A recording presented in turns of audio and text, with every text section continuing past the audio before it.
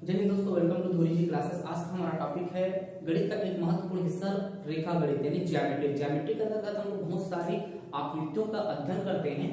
आज हम रेखा गणित को एकदम प्रारंभ से सीखेंगे, एकदम शुरुआत से, जहां से रेखा गणित का आरंभ होता है। जैसे आज हम पढ़ेंगे अब बिंदु से लेकर बिंदु, सररेख बिंदु, असररेख बिंदु, प्रतिच्छेद बिंदु, रेखा, किरण, इन सब के बारे में आज विस्तार से अध्ययन करेंगे। तो आइए वीडियो को स्टार्ट करते हैं।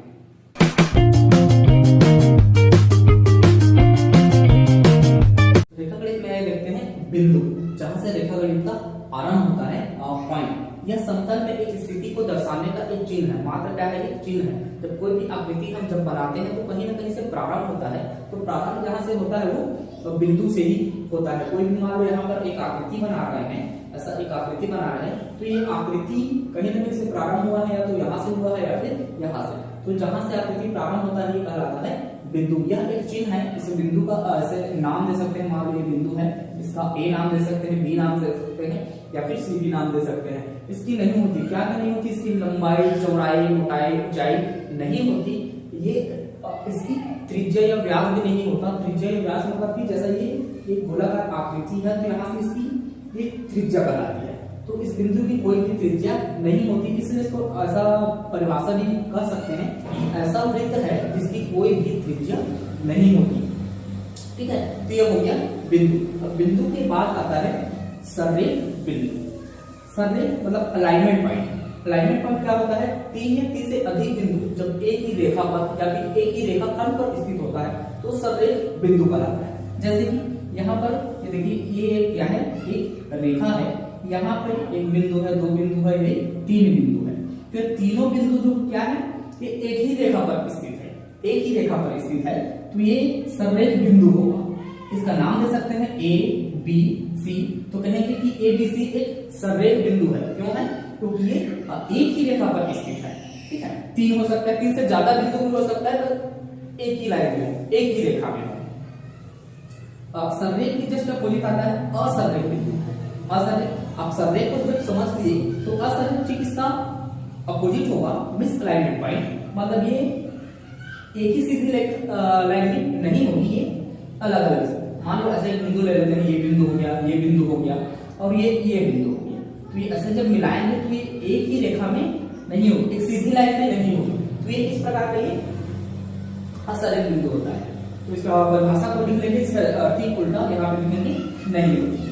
फिर लास्ट में देखेंगे हम लोग इसके बाद प्रतिच्छेद बिंदु मतलब इंटरसेक्शन। जब दो सरल रेखा एक दूसरे को काटती है, मतलब दो सरल रेखा एक दूसरे को काटती है, तो कटान बिंदु जहां पे कटता है वो बिंदु कहलाता है प्रतिच्छेद बिंदु। मतलब उसको प्रतिच्छेद कर रहा है, मतलब कि छेद रहा है। ठीक है, उसको दो हिस्सों में काट रहा है। यहाँ पे देखेंगे जैसे ये एक सरल रेखा है, एक रेखा है। अब ये इस रेखा को, ये वाला रेखा ये क्या कर रही है? काट रही है। काट रही मतलब इसको प्रतिच्छेद कर रही है। तो जहां पे ये कटेगा, कटान बिंदु जहां पे ये कटता है, इसको कहते हैं प्रतिच्छेद बिंदु। क्या बोलेंगे? प्रतिच्छेद बिंदु।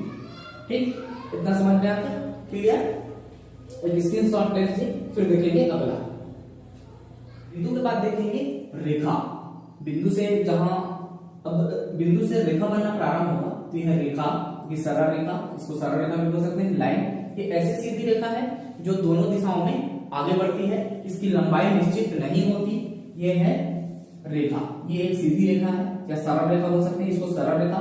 ये कहां से प्रारंभ हो रहा है इसका पता नहीं चलता। ये यहाँ से भी आरंभ हो सकता है और यहाँ से भी आरंभ हो सकता है। तो ये तीर का निशान दोनों ओर है, ये मतलब ये दोनों ओर आगे बढ़ रही है। ये है सरल रेखा, या इसको रेखा भी बोल सकते हैं। इसका नाम दे सकते हैं, अगर यहाँ से ऐसे नाम दे तो ये कहलाएगा सरल रेखा ए बी। इसका नाम होगा सरल रेखा ए बी, इसका नाम हो जाएगा।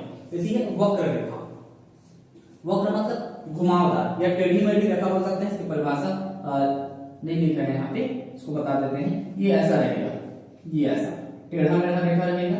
इसका भी नाम दे सकते हैं ए बी वक्र रेखा, ऐसे करके ये हो गया।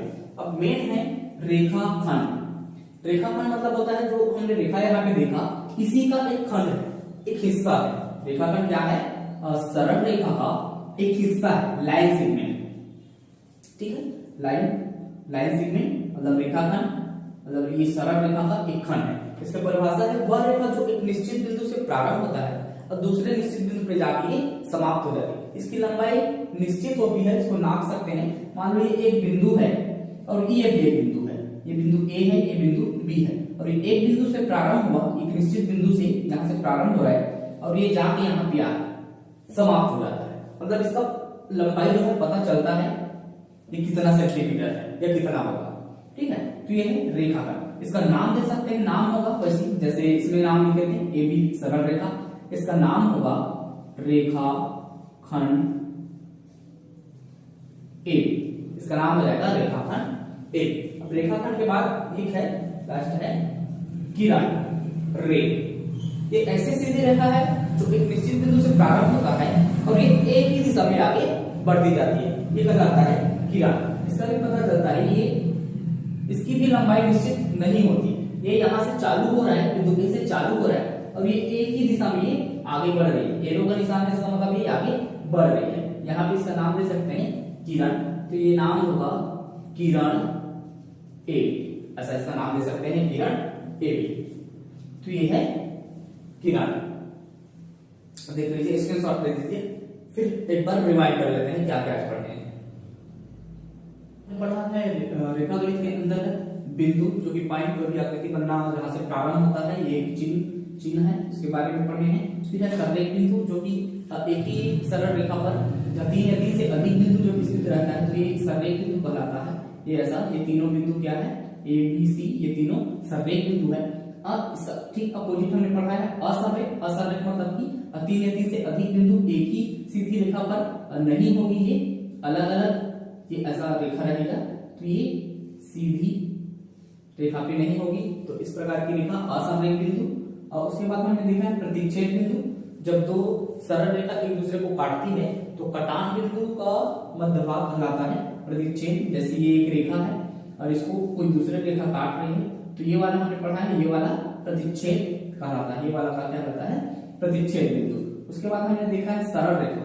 सरल रेखा क्या होता है, जो कि दोनों दिशाओं में बढ़ रहा है, मतलब इसमें तीर के निशान से पहचान सकते हैं ये सरल रेखा है। ये है सरल रेखा जो कि दोनों दिशाओं में आगे बढ़ती है, इसकी लंबाई निश्चित नहीं होती।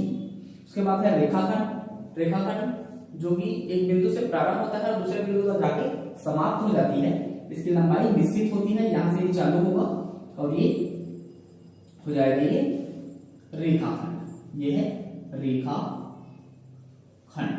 उसके बाद लास्ट में हमने देखा किरण, जो कि एक निश्चित बिंदु से प्रारंभ होती है और एक ही दिशा में ये आगे बढ़ते जाती है।